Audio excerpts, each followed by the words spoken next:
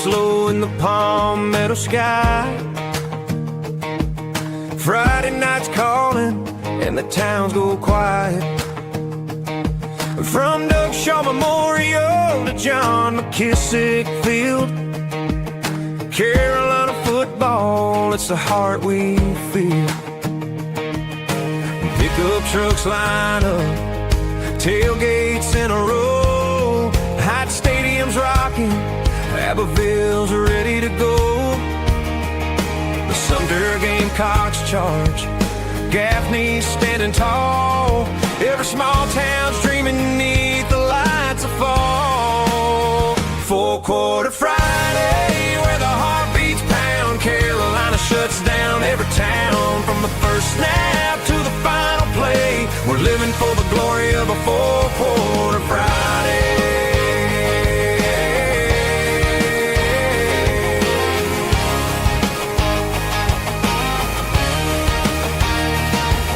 In Gilbert, America, the bleachers fill with pride.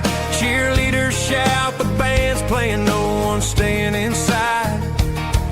The boys in pads hit hard, chasing that old dream. Under stadium lights, it's more than just a team.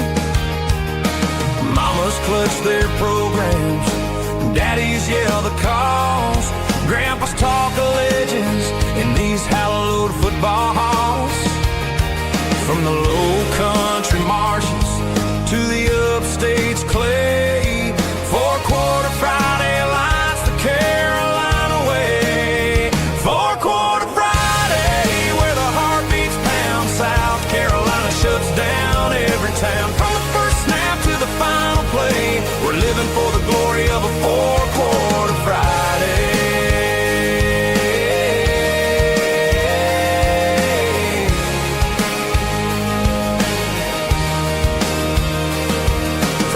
Shaw's roar to McKissick's sacred ground. Hot stadium's fire, you can feel the sound.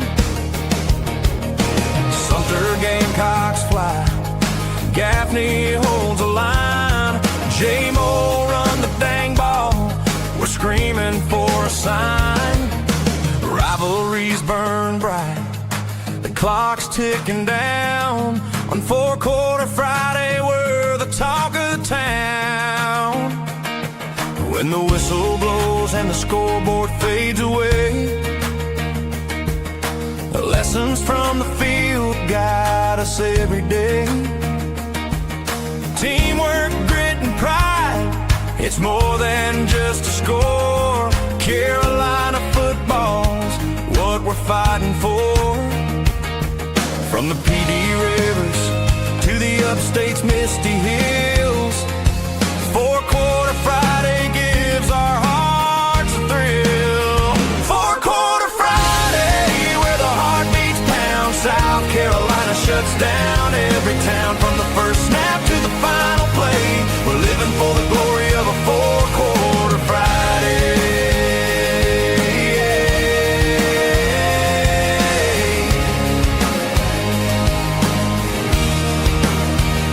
So here's to the Palmetto boys, giving it their all on a four-quarter Friday. South Carolina stands tall.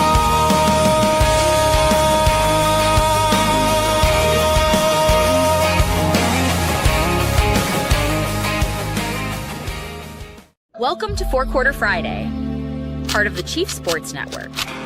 Talking South Carolina high school sports every Friday morning, and proudly presented by the South Carolina Athletic Coaches Association. With weekly appearances from coaches, players, and media around the state. Let's go!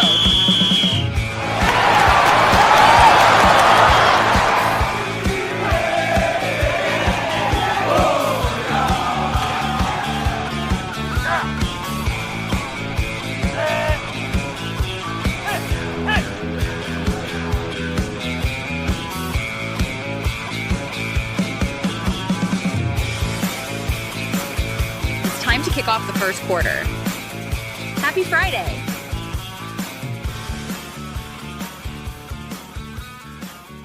Welcome to Four Quarter Friday, presented by the South Carolina Athletic Coaches Association. So much ground to cover today, and because it is summertime, it's dealer's choice. We can do what we like with the show because there is baseball, basketball, and football happening right now. Different showcases. You've got 7-on-7s. You've got commitments in all of those major sports and our other sports, our Olympic sports as well, and news that continues to trickle out.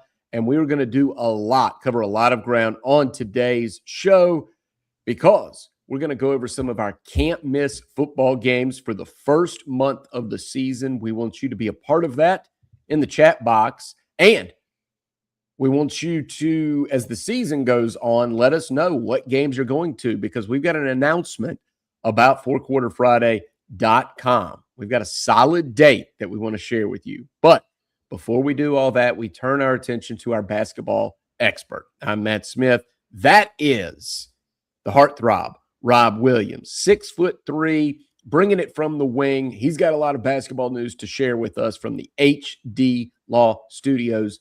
Rob, good morning. I know that you love all sports, but it's kind of special when you see off-season hoops and you get some insight with coaches or players, and then you get to bring it to us because that's your thing, man. Yeah, absolutely. It's good to be here. First of all, little ASMR for everybody this morning. I'm going to bring down the tones, Smitty. You said summer is dealer's choice. Summer is also the time of traveling. So we have some interesting locations.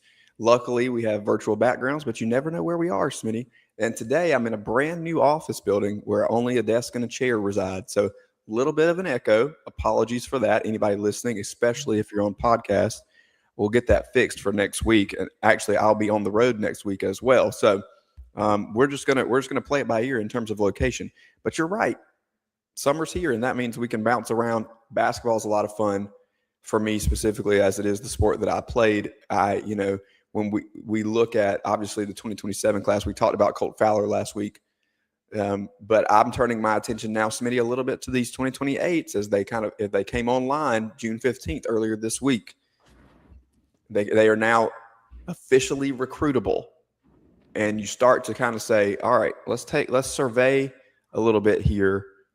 5 top 100 prospects in the class of 2028 are from the state of South Carolina. 4 of them are still here. One from Anderson and Tamaje Jenkins, I believe is his last name, is at DME, but from Anderson originally, was a West Side High School product. But the number one player in the state of South Carolina is Anton Kaufman at Kenan. I met with Kenan last week, actually, and got a chance to talk with this team and kind of pick their brains on where they're going this summer and how things are shaping up, Smitty. And Kaufman, 6'5", 170 shooting guard. They have a lot of talent over there for Coach Zach Norris. And then you kind of see the Ridgeview studs start to show. Hold on. Didn't Kenan have like a 28-game win streak at some point this year? Haven't they won they're like 50-2, right, in the last 2 years? Something wild. They've been really, really good, and they're typically good under Coach Norris. They had a little bit of a snag in the playoffs last year. Fox Creek got them in the regular season, and then again in the state playoffs. And Fox Creek ultimately went on to play in that state championship game. But yes, there's a lot of history at Kenan, right? They've had a lot of success on the basketball court. Coach Norris has won his fair share of state championships. He's got guys that have played in the NBA. That is a basketball school. When I think about colleges, Smitty, you're going to say well, which schools are your basketball schools? Kentucky, Duke, North Carolina, Kansas, traditionally Indiana, but here we are, right? So you have these schools that stand out in your mind. Sometimes high school fans, I don't know if we make that delineation as much, but that's definitely the case. And it's going to be, I predict, in the era of the high school portal, this is going to become more and more of the case where we look at a school and say, that's a football school, that's a baseball school, that's a basketball school. I see us trending in that direction. Kenan, a basketball school, and another one that you would say for sure is Ridgeview. I don't know if 7 out of 9 state championships qualifies them as a basketball school, but I don't know what else does if that doesn't get it done. So in 2028, they have CJ Moore, 6'7", 180 shooter. Hold on. When I ask you, what do you have Gray? Gray's going to have a fight, right?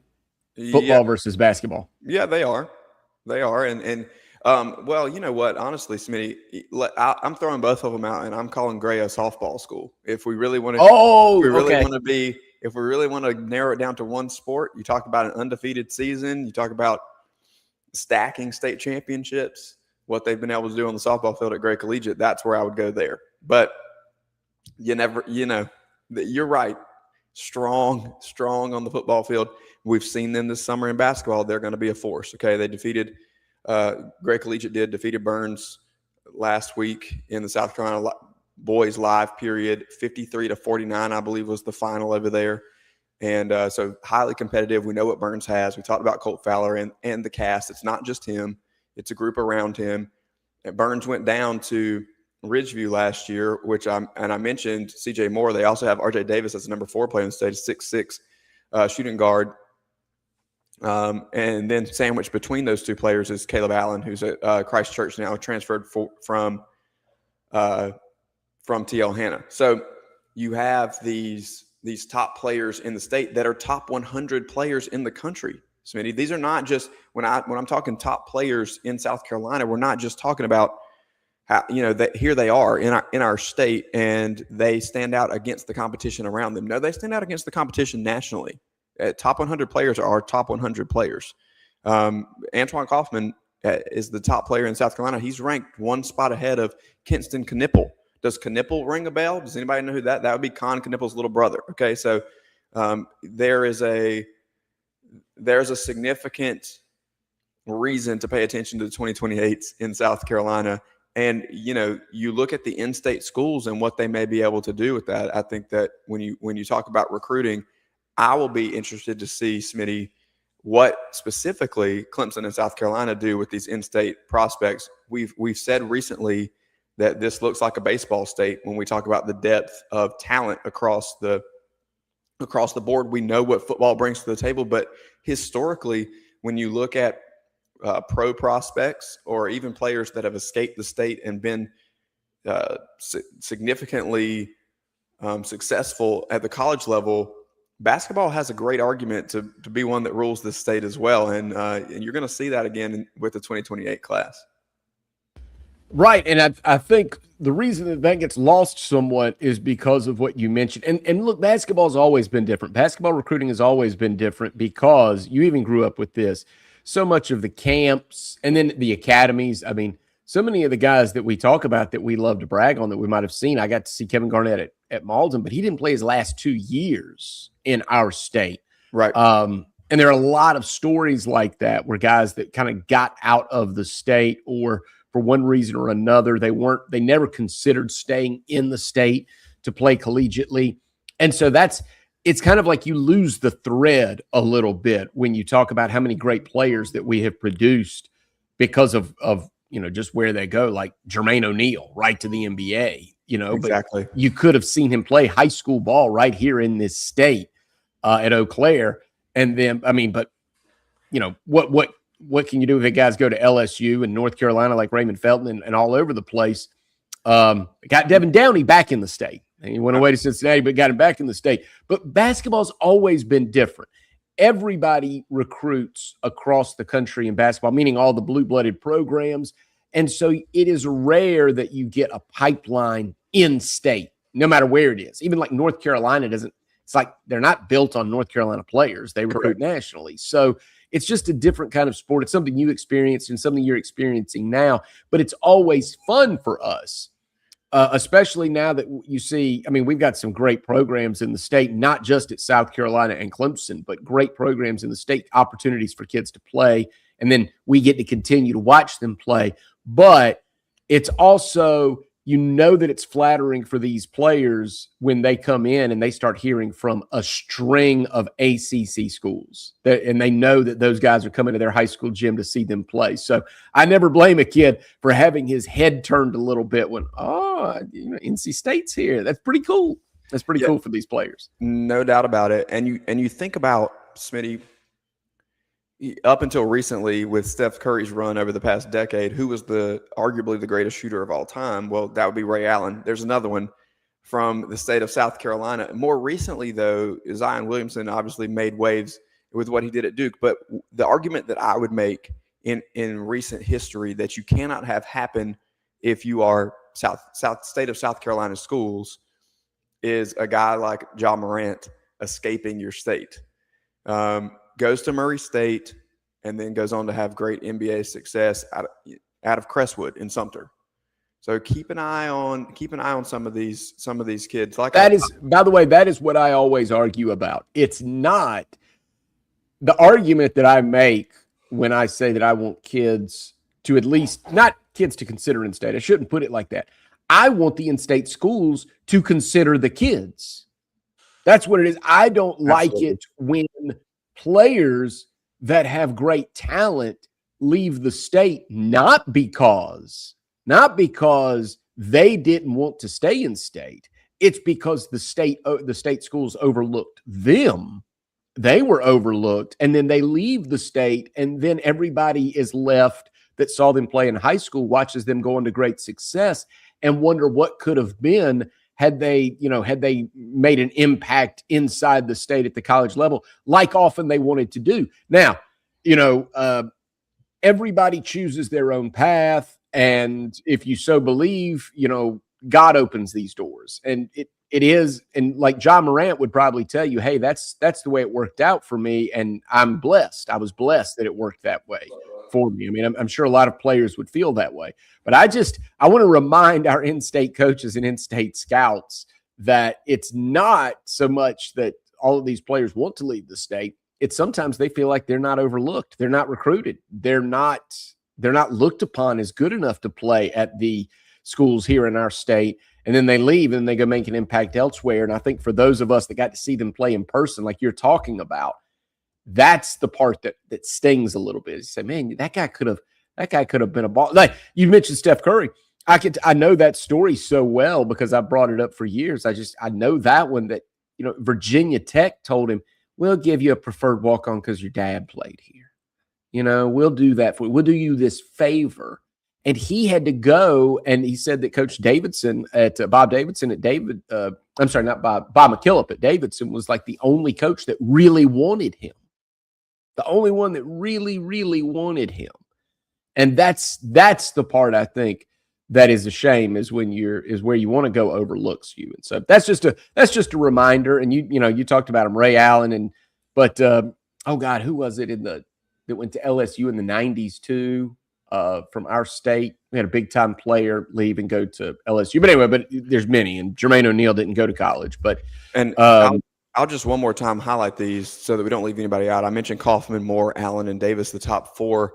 J.J. Gray is the number 5 player in the state at Carolina Forest. Ricky Hood at Greer is the number 6 player, 176 nationally. And then Zion Jones is in the top 200. He's the number 7 player in the state. And he's the center at Keenan. So Keenan lands 2 of the top 7 players in the state in the class of 2028. You talk about schools to watch. Ridgeview shows up on this list twice, and Keenan shows up on this list twice. Both of those schools are in the Midlands, and if you can get out to watch either of them play basketball, you're going to be able to see a squad in either direction, Smitty. So we're going to continue to monitor these prospects and watch as their recruitment really gets going here in the summer of 2026 to get ready for their eventual graduations in 2028. Yeah, and I just looked it up. Keenan has only lost 2 region games in the last 2 seasons. And so Fox Creek got them one time, and they had a big year as well. So that's a game you wouldn't want to miss, right? You want to be in that gym next time. It's tight. It's a highly competitive matchup when those 2 teams are going against each other. And you can kind of pick up on the coaching chatter. This is normal across any state, especially with familiar foes, but they know each other well. So you're nitpicking a little bit to find like, hey, where's this weakness that we're going to expose, because they know each other's strengths and weaknesses pretty well because they see each other often. and they know they're going to see each other again when the postseason comes around. Xavier McDaniel also left the state years ago to go to Wichita State. Yeah, we just keep adding to the list, Smitty. I'm just thinking about some of the guys that the ones that got away, Absolutely. But anyway, all right. So that lays out what we know about basketball right now. And what's cool is, so those guys that you're talking about, some of that group, if I've got that right, those are 2028. That's correct. So that means we've got 2 seasons with them. We have 2 seasons with them, that unless they reclass for whatever reason. I have no that could happen. No reason to believe that on any of them specifically. So yeah, you should have 2 seasons. Incredible. Yeah. Incredible. So we get more Keenan and Burns and Ridgeview and all these guys that we're going to see in the next couple of years, and just stacked with players. And you saw how competitive it was in the playoffs last year. It's not like anybody's running away from anyone else when you get to the final 4, 6, 8 teams in our state. No, the only one that really ran away is Ridgeview with the stack that they absolutely have. Right, had. But they got hot. That was Ridgeview not only is probably the most talented team, they also got hot because they had lost earlier in the season, and then that shook them up. And all credit to them. Do you remember who Ridgeview lost to? Earlier in the year? I don't, but I do know. Middle of the year? I'll look it up. I do know that they only beat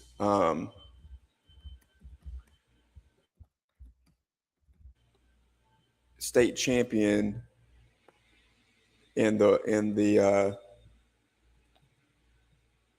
1A level, I believe. Isn't that 1A? This is great. This is fantastic radio right now. Both of us researching. You're thinking of the game against C.A. Johnson early in the year. Is that what you're thinking of? Yes, that's what I'm doing. I was trying to find the score. Okay. As I fumbled through my words. they beat C.A. Johnson 72-71 Yeah. early in the year, like in December. You saved me, Smitty. I appreciate it. And no, I remember we were covering this because that was so eye-popping for us and how good C.A. Johnson was. And, of course, we had to track them the rest of the year and what they did. And I'm trying to find the game that I'm thinking of. I just want to make sure we give credit. It was Westwood beat, and that stung, right? That stung. So Westwood. You just mentioned 3 state championship teams in C.A. Johnson, Westwood, and Ridgeview. They all finished it off. Yeah. Right. So that's what you get to see. When you get to, if you pay attention, and this is one of the things we're going to help you with. And this is why we're excited about the website. It's fourquarterfriday.com. We'll talk about that in the next segment too. But why we're excited about that is because we can help you pinpoint these games a couple weeks out. You can say, hey, I can drive an hour and catch that. So it's an opportunity to see things like C.A. Johnson or Keenan or Ridgeview or Westwood or Burns or any of these big-time teams. And sometimes they're in the same gym with each other. Sometimes, they're going to be at a part of a classic. In a tournament, you could see that. You can go see, all of these high-level prospects, big-time state championship contending teams. You can go catch that all, as I always point out, like $10 or less. You can see all of this and be like a scout. And it's so much fun, and that's what we'll help you do. And we're going to help you do that with football. So we'll take a break. When we come back, we're going to glance at the first month of the high school football season here in our state. And Rob knows a lot about these teams already because he's been right there. He's been on the grass with them. In most cases, the turf with them. And watching these players either in 7-on-7s or just kind of doing the helmets and shells thing. But some of these players we know from last year, and some of these players are up and coming. And this is another opportunity. We're going to talk to you about some of the big-time can't-miss games in the Palmetto State. And in many cases, you're going to see Power 4 football players because they've already made their commitment. They already know where they're going. And a lot of these games we're going to talk about on both sides of the line. You're going to have players competing against each other that are going to be at ACC or SEC schools. I mean, that's just the way it is in our state. And as a matter of fact, I'll give you one Just one night here in our state coming up. We'll reveal which night it is, but these are your choices. Dorman at Gaffney, Sumter at Crestwood, Somerville at Berkeley, South Point at Rock Hill, James Island at Gray Collegiate, Daniel at Greenville, BHP at Abbeville, all on the same night in the first month of the season. We'll tell you which night that is when we come back. This is Four Quarter Friday. Check the statewide high school scoreboard every Friday night on the Chief Sports app.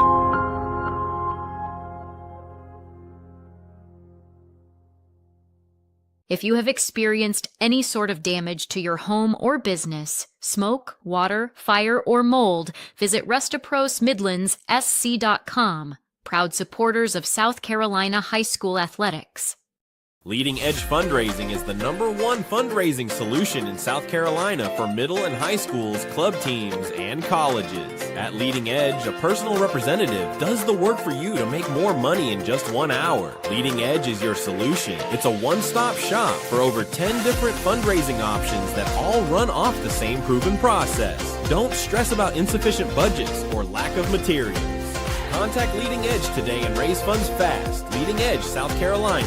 Raise more, do more, win more. LeadingEdgeFundraising.com. When playing sports, you want a coach that will fight for you. At Hewitt Diamaduros Law Firm, we've got your back. Whether it's personal injury, insurance disputes, negligence, or wrongful death, our team delivers exceptional legal services that makes meaningful difference in the lives of the individuals and families we work for. Visit hdlawsc.com. hdlawsc.com. Hewitt Diamaduros, we're on your team.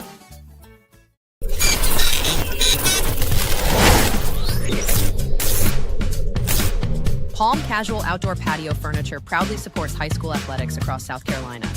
If it's time to make your outdoor space the best it can be, with lifetime warranties and guarantees, visit one of our Palm Casual stores in Myrtle Beach, Bluffton, Somerville, or Mount Pleasant. PalmCasual.com. PalmCasual.com. Turn on the lights. It's Friday night.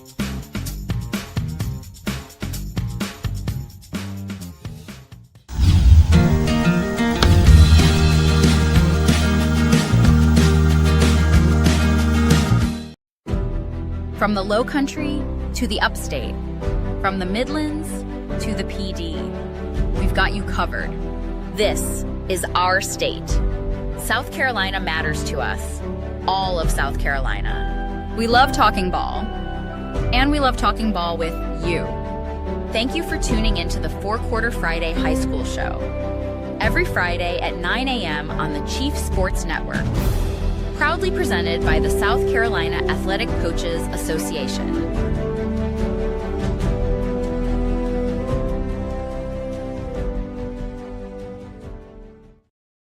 Welcome back to Four Quarter Friday. Matt Smith and Rob Williams.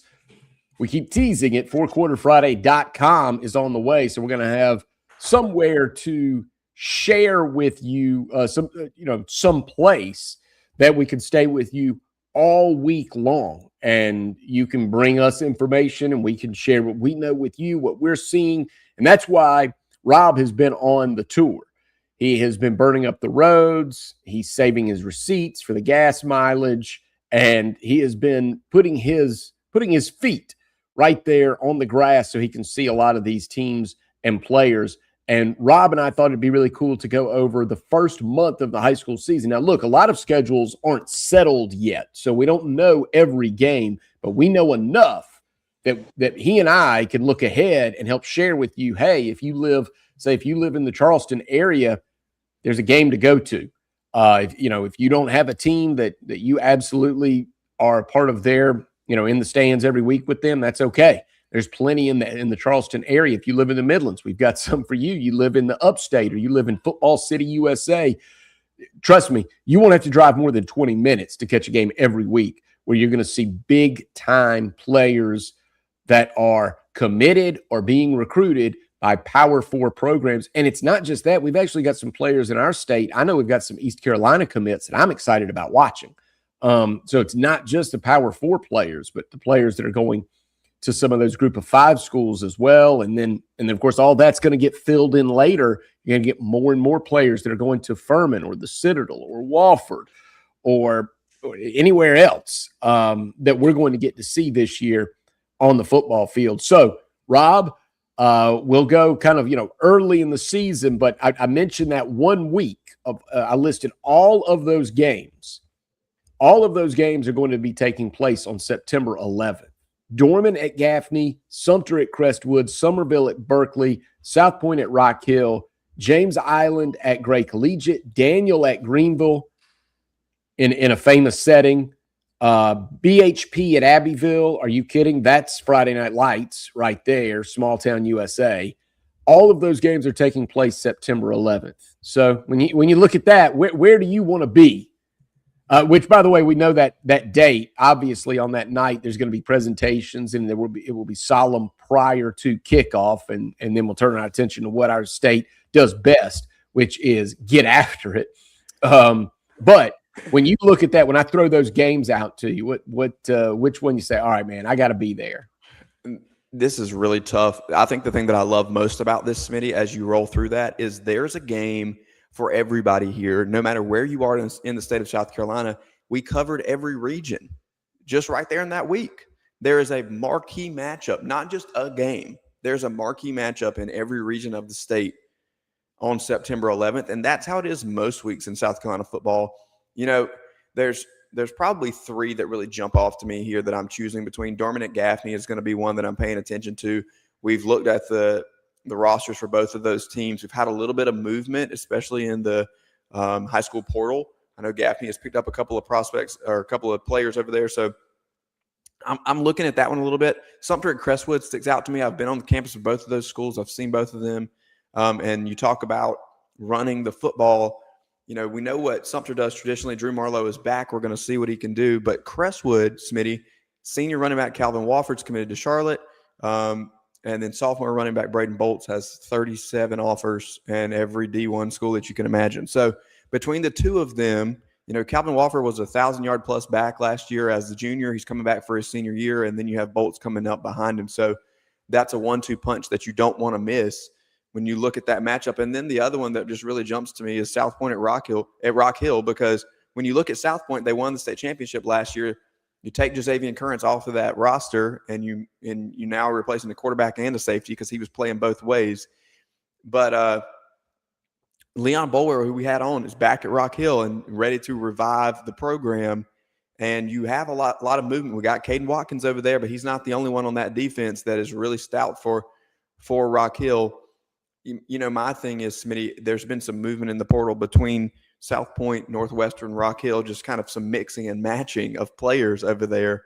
Really interested to see how that shakes out and the ascension that Rock Hill is on. Can they jump up and reestablish their place in Football City, USA, or can they, or is South Point going to kind of hold them down for another year? We'll see. September 11th delivers across the board. I look right. We had Leon Boulware on, and you can find our interviews if you go back. That's why I want you to obviously subscribe, get notified here. And it's not just this show, Fourth Quarter Friday, but also Rob does a tremendous job with the Morning Minute. You get something on that every day. So we're just going to be churning out information. But, we had Leon Boulware on, and he was awesome. And I love Caden Watkins. I joked about it with Coach Boulware in there.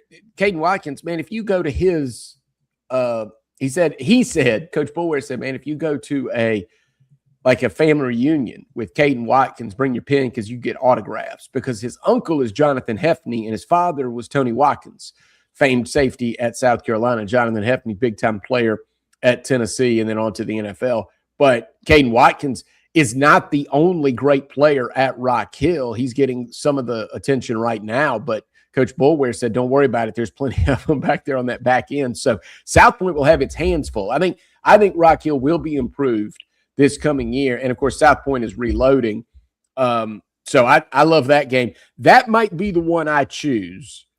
Only because I want to experience it. And see, this is like a personal thing. I've been to Dorman Gaffney many times. Sure. Many, many times.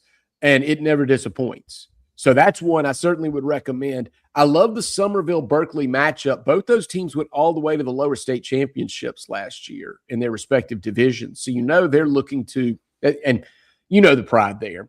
Stags, Green Wave, the pride. And, of course, that's a game where they don't like each other. So that's going to be cool. And also, man, it really catches my attention. James Island and Gray Collegiate. Daniel at Greenville, I love, the setting for that, the big time setting for that. And of course, Daniel doesn't like, the big city of Greenville right over the way. And Daniel's got some players as well that are being recruited highly. I know they've got a player on the way to Clemson, and Clemson's done well getting Daniel players in the past.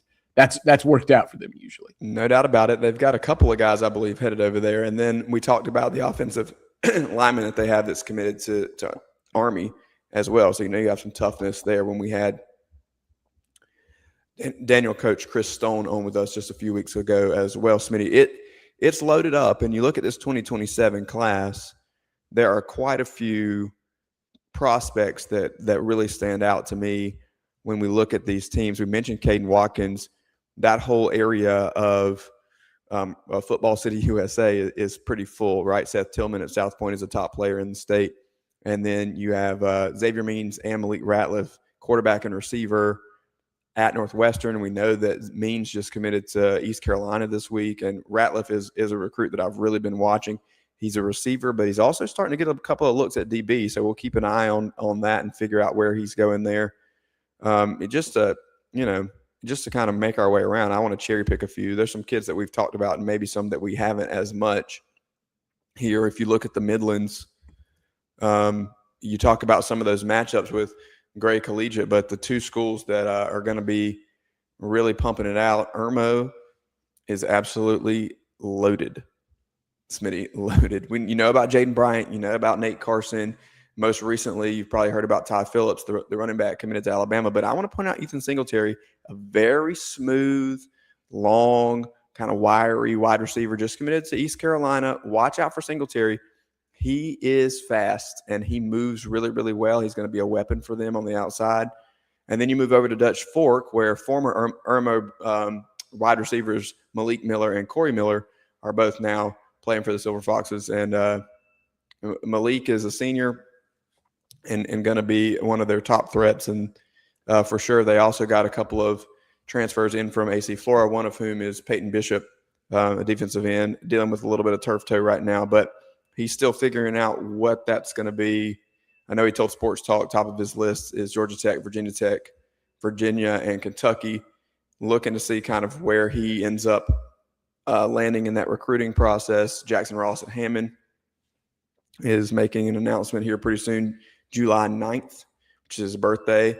This one's down to South Carolina, Vanderbilt, Texas Tech. I think it's more of a two-way battle between the Red Raiders and the Gamecocks there, Smitty. So you look at the Midlands, you look at Football City USA, you kind of mentioned, and then you can look at the Low Country. Oceanside got a couple of receivers that are Power 4 commits. Mm-hmm.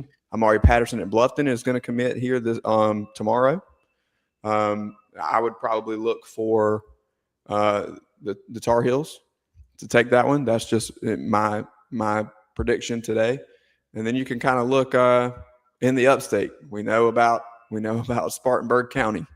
You mentioned the Daniel guys. West Side has always got a few. Tajay Watson, another top receiver out of the state, committed to UVA.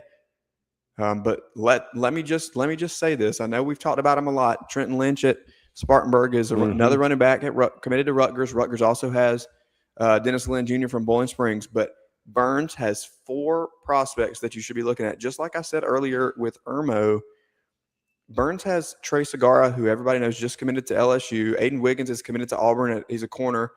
Chu Harris is committed to Syracuse, a receiver. But the one that we need to pay attention to here, Smitty, is in the year of the running back 2027, the guy behind Trey Segarra would start at most places. That's Jacoby Fuller. Okay, so another one to pay attention to, as he is definitely a G5 guy, if not breaking into that Power 4 level as well, maybe an ACC school or something like that. So we'll continue to watch his recruitment, as he and Segarra are the same age. So he's going into his senior year as well, and they have a 1-2 punch that will knock you down. So watch out for that. I know Fuller played a little injured last year and still put up insane numbers. So look for him to really be not just a compliment to Segura, but they really are a 1-2, and you're in trouble with either one of them. That's incredible. Jacoby Fuller? That's correct. Man. All right. Yes. So this is what we're talking about. So let me go back on the calendar a little bit. So early in the year, I think you got clubs playing week 0, and that's going to be August 21st. I think that's all getting settled. I think it will start the 21st. But on August 28th, Dorman is at Burns. Dorman, they're going to be talented. But at Burns, just what you talked about, Segura, Wiggins, Harris, Fuller, all guys to watch for, and they're all going to be on the same field there together, playing for the Rebels this coming year. And you'll find out right away a lot about Dorman and Burns right there, August 28th. That same week, Dutch Fork is playing at Ridgeview, Northwestern at Indian Land. How about, you talked earlier about baseball schools, football schools, basketball schools. How about athletics at Indian Land? Obviously, what they've been doing under Coach Bagwell on the baseball diamond, but Indian Land went all the way to the Upper State Championship last year and played against Northwestern for the 5A D2 Upper State Championship, and Northwestern kind of rolled in that game. But this is an area of Indian Land where it's growing. It's just growing as a community. It's growing as a school, and it's growing its athletic department. And they're having a lot of success across the board. So that might be big. That might be a big time atmosphere, because now Northwestern, Northwestern's, big bad bully, obviously state champions last year. Everybody in Indian Land knows all about Northwestern football history, but Indian Land gets them in their house next year, August 28th. Watch out for that atmosphere. I think the fans are going to bring it that night. Yeah, you made a great point about Indian Land as an athletic department, and we're going to take a look at this over the summer, and we're going to take a look at it on fourquarterfriday.com. Smitty, coming up very, very soon here in the next couple of weeks. As you mentioned earlier, we do have a date set and ready for that, and it's going to give us an opportunity to look at not just individual teams, but athletic departments as a whole. Indian Land definitely makes that list. Who is it, Smitty, that is going to take the top spot as the number 1 athletic department in the state of South Carolina over the past year? Well, you'll just have to join us at fourquarterfriday.com to find that one out, right? Right. They give out a commissioner's cup, so we're going to have to come up with a name for it. That's it. Hey, it's going to be like the 4 Quarter Friday koozie. Speaking of schools that have had a lot of success, I'll jump over here to the chat box as our friend Meredith Taylor, Meredith McKellar is in the box here. Shout out to Merritt Wham of River Bluff for winning the South Carolina Junior Golf Tournament yesterday. We shouted out Brady Sin last week. Now the girls are playing, Smitty, and there you have it. Merritt Another Wham pretty good pretty good athletic department. Yeah, my point. Yeah, exactly.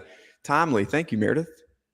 Yes. Throwing that in there just in time to highlight River Bluff. Yeah, there's a handful, right, of these athletic departments that are really excelling. The thing for me here is we can talk about individual players, and there are plenty, and their success. And you said it before, from a recruiting standpoint, you've got every level covered when you look at the state of South Carolina in terms of talent they're putting out. We'll just talk football here. Mm-hmm. You're going to see it in the Power 4. You're going to see it at the Group of 5. You're going to see it at FCS. You're going to see it at D2. They're going to be covered with South Carolina players, and we're going to do our best to get to everybody as we work our way through the fall. Individual players and recruiting is one discussion, Smitty, but the other side of it is what you mentioned with this schedule, and we know that a lot of our fans out there, not fans of our show, fans of high school football in the state of South Carolina, want to talk about the matchups, because sometimes it's not about an individual player. Sometimes it's not about on the football field who has the best player. Occasionally one player can make a big difference, but it's not like basketball. It's more about the team as a whole. And just because you have one guy doesn't mean that you're going to be able to do it all.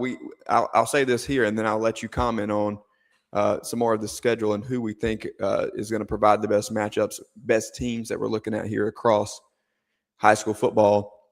Our friend Blake Queen says he's making a stand for Landrum in terms of athletic departments. Okay. I know all about Landrum. They did a deep run in the baseball playoffs. Always good track and field team as well. And football is whatever he says. All right, so that state championship. Hey, tough region. Basketball really got them onto the map in terms of an athletic department, though. Yeah, tough region. But shout out to my man Brian Green, former 1A state player of the year back in the day from Landrum. But yeah, I know all about the Landrum Cardinals. Love going all the way up there to Exit 1, man, and taking in a game. And great baseball tradition at Landrum as well. Yeah, I love that. We'll have that debate. All right, let me go over these week 1 games, Rob, because you and I are going to have to come up with a schedule, like where we're going to be. Yeah. All right. Yeah. So this is all right. So August 28th. Now, so everybody knows the background, and we're going to get some help on this. But Rob right now is living in the Midlands, but he's kind of like tilted Midlands to upstate. Okay, so he can, 26, not bad for him. And I'm down here on the coast. Living between Myrtle Beach and Charleston. And I've lived in Charleston. I've lived in Myrtle Beach. So to me, it's one of those things. It's like when you know the stadiums and you know the area so well. By the way, I know the upstate real well. I went to Dorman and covered sports up there for many years.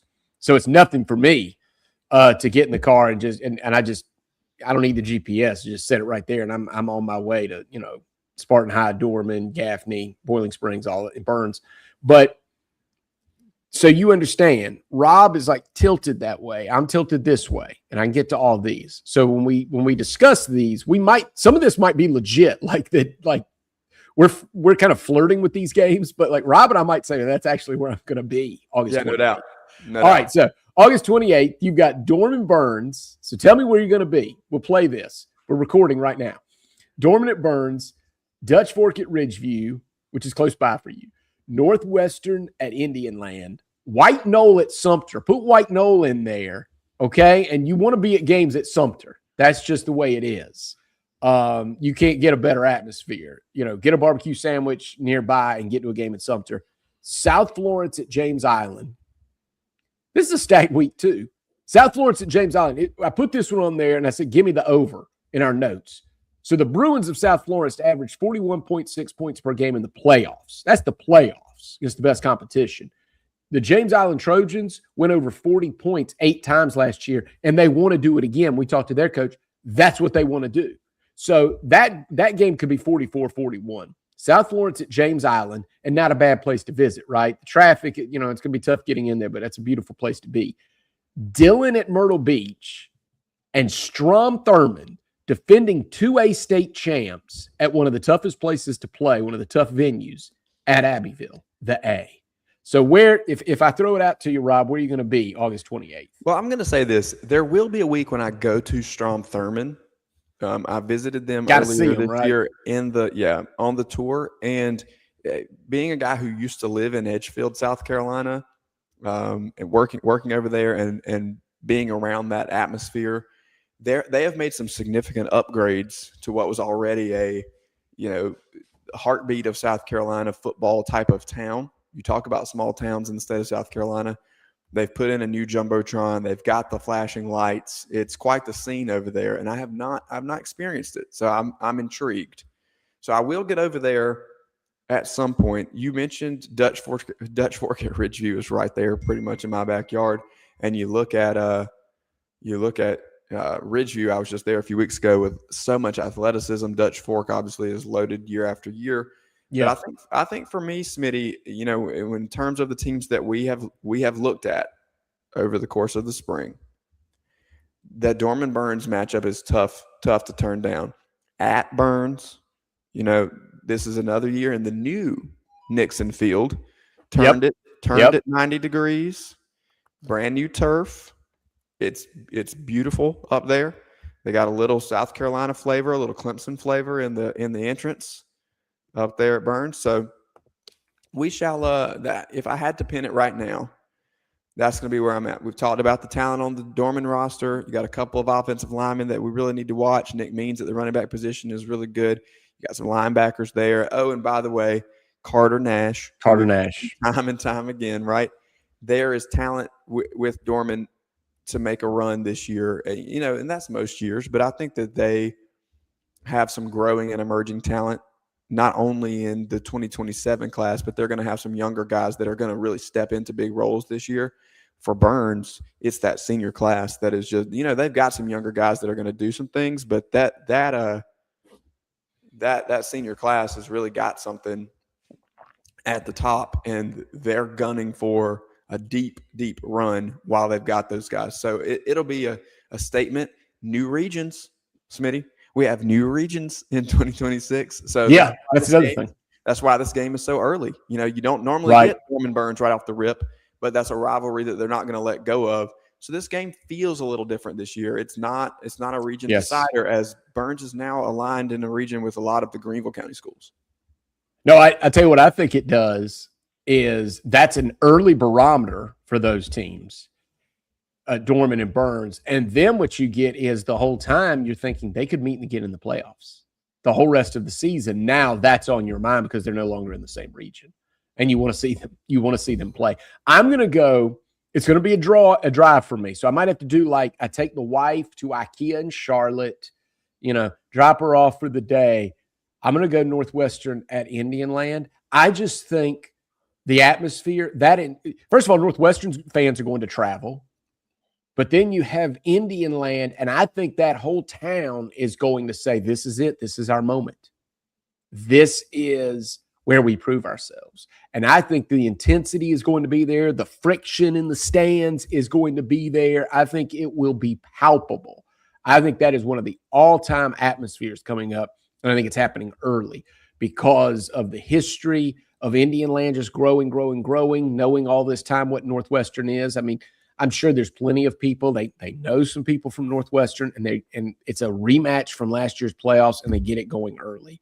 And I just think it's going to mean so much to that Indian Land community. And I don't think they fall behind early. I think those kids are going to fight back. I don't think they want to be embarrassed by Northwestern as good as they are, as stacked as they have been in recent years. And Indian Land's no slouch. All right, let's do one more. And then we'll take our final break. The very next week, here's the lineup in high school football in our state. Dutch Fork at Spartan High. As you said, I don't know how many D1 prospects are on the field. Dutch Fork at Spartan High. Two great coaches, matching wits in that one. West Florence at Sumter, TL Hanna at White Knoll, and Clinton at Newberry, which is probably going to be my pick. Ooh. Yeah, this one is, I don't want to miss an opportunity to see Sumter. So I'm very intrigued by that one. And going to Spartanburg County 2 weeks in a row is also intriguing to me. It could be I could work that to my advantage. And, Dutch Fork, we just mentioned the lineup of prospects that are there, Smitty. But I think if I'm choosing here, I'm probably headed over to Sumter to see what the Gamecocks look like under the new leadership of Drew Marlowe. Back in Sumter, and Franklin Richardson and company going to get out there and establish themselves early against a West Florence team that is going to battle as well. So I think that you have a matchup there that I think long term will tell us a lot about where these teams are going to be. And by the way, that's what I want to see with Sumter early is where do they fit in the landscape of a state championship in the state this year? No doubt that Marlowe's going to have them at a highly competitive level, especially long term. But early in year one, how ready are they to get out there and go after it? Yes. So now what you've done is you've given Drew Marlowe a gadget, right? Drew Marlowe now has Franklin Richardson. Yep. Drew Marlowe, big-time offensive mind. No one doubts it. And he was at South Florence. Well, who's he hosting on September 4th? West Florence. Think there's not any friction there? Probably. Think those people don't know that? They know that. West Florence is going to know that as they're out there meeting in the field house. It might be the last thing they say before they come out on the field at Sumter September 4th. I'm going to be at Clinton Newberry. I didn't get to see Clinton football play last year when they were on their run. We talked about him. We talked about that town so much when they won their state championship on the walk-off home run this year, and they're at Newberry just down the street. That's big time. I think that's going to be a big time too. Good. They're both going to be good this year. I'd love to be there. You talk about a group of people where everybody knows each other. People from Clinton know everybody from Newberry, and vice versa.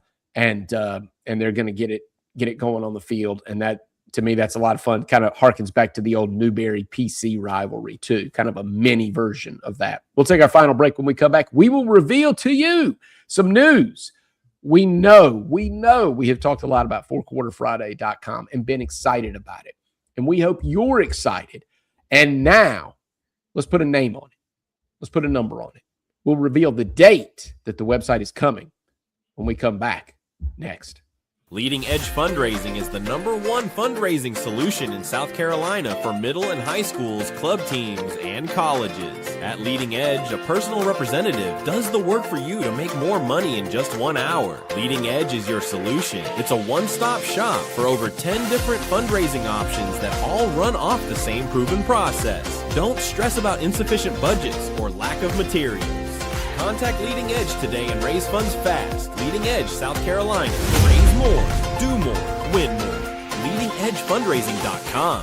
Insurance protects you from accidents you can't see coming.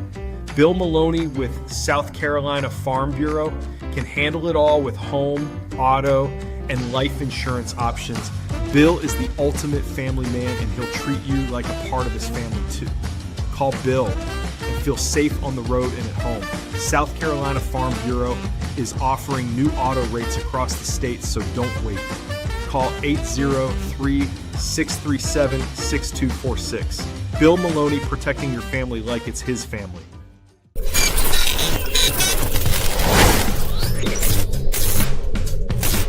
Palm Casual Outdoor Patio Furniture proudly supports high school athletics across South Carolina. If it's time to make your outdoor space the best it can be, with lifetime warranties and guarantees, visit one of our Palm Casual stores in Myrtle Beach, Bluffton, Somerville, or Mount Pleasant. PalmCasual.com. PalmCasual.com. Turn on the lights. It's Friday night.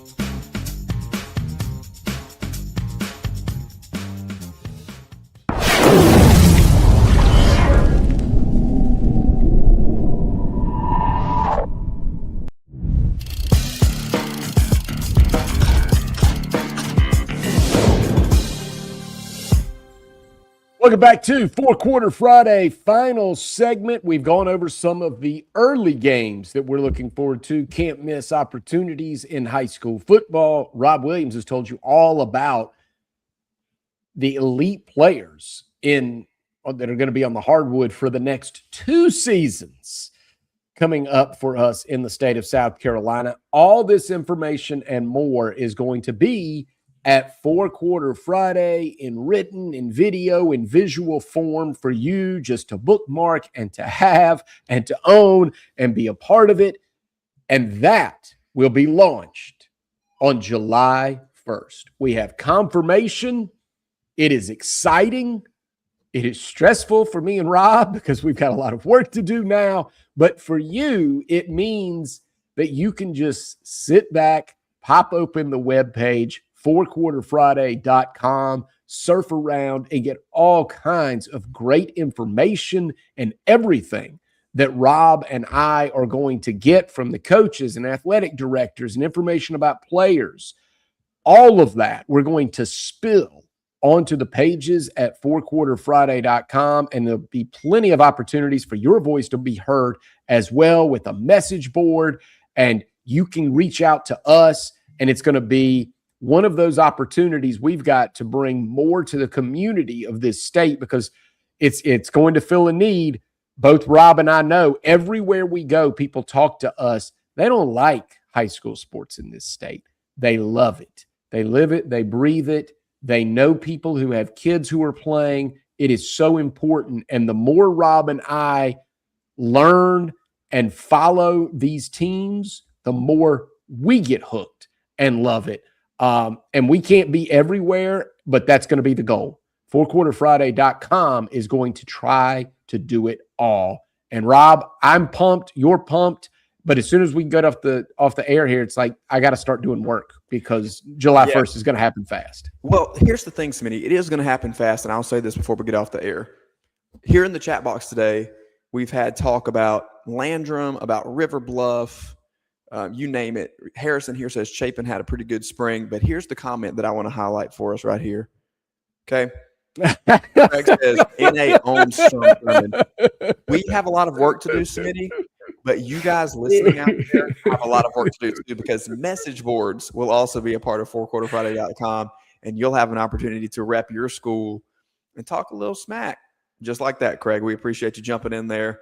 NA owns Strom Thurmond. All right, so we know where you're from, Craig. We know where you stand. Exactly, and that's where where you stand. You guys jump in there and chop it up with us on the message boards. It's more than reporting. It's more than news. It's more than highlights. It's a community, and we want you to be a part of that.